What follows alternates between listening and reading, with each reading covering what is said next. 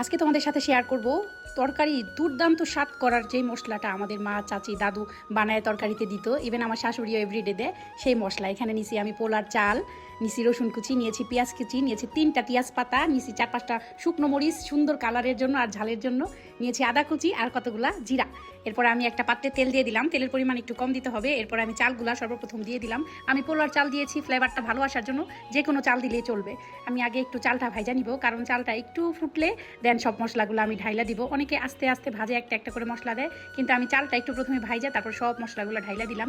এটা দিয়ে তরকারি রান্না করলে তরকারির ঘনত্ব বাড়ে চালটার জন্য, আর এই সব মশলার জন্য এমন একটা অথেন্টিক ফ্লেভার আসে, এত মজা করে তরকারির।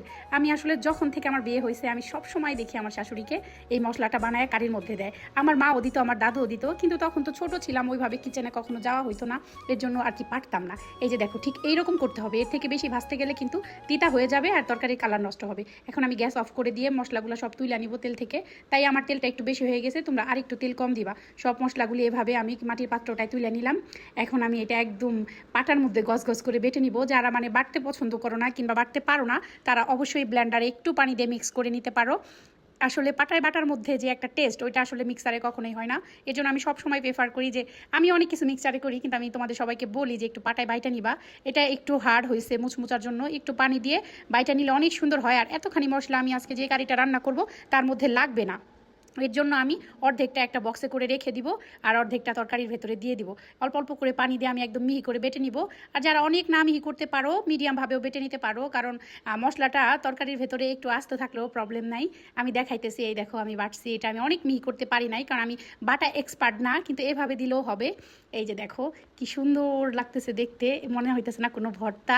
আসলে এটা একটা মশলা, সিক্রেট মশলা। এটা দিয়ে আগেকার মা খালা ইভেন আমার শাশুড়ি সবার তরকারি এত টেস্ট হয় আর তাদের এত প্রশংসা।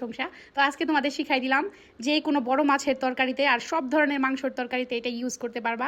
এই দেখো আমি আজকে একদম বিয়ে বাড়ির মতো খাসির মাংস দিয়ে ডাল রান্না করতেছি। তো এটা যখন 80% হয়ে গেছে, যে কোনো তরকারিতে দেওয়ার আগে 80% হয়ে গেলে তরকারিতে ঝোলের মধ্যে দিয়ে এটা একদম লাড়া দিয়ে দিবা, দেখবা তরকারির লুক চেঞ্জ হয়ে যায়। এই দেখো কিছুক্ষণের মধ্যে ওইটা দিয়ে আমি একটু ডালটা ঘুইটা দিছি, দেখো তরকারির লুকটা কেমন চেঞ্জ হয়ে গেল। আসলে একটা মশলা যদি তুমি তোমার মনের মতো করে এটা বানায় নাও, তুমি এটা বানায় প্রায় 15 দিন ফ্রিজে রেখেও তরকারিতে দিতে পারবা। দেখো লাস্ট মুহূর্তে আমার তরকারির কালারটা শুধুমাত্র সেই মশলাটা দেওয়ার কারণে। আর আমি যখন মশলাটা দেওয়ার পরে একটু ঘুটনি দিছি, একদম সব ডালগুলা গোলে মমের মতো, এই যে একদম বিয়ে বাড়ির মতো অথেন্টিক ডাল হয়ে গেছে, এত টেস্ট হয়েছে মাশাল্লাহ। যদি চাও সবাই এভাবে অবশ্যই বানিয়ে নিতে পারো। যদি রেসিপি ভালো লাগে অবশ্যই আমার ভিডিওতে লাইক করবা, শেয়ার করবা, কমেন্ট করবা। ভালো থাকো সবাই, আল্লাহ হাফেজ, আসসালামু আলাইকুম। তোমাদের সাথে আমার আরও গল্প হবে অন্য কোনো ভিডিওতে।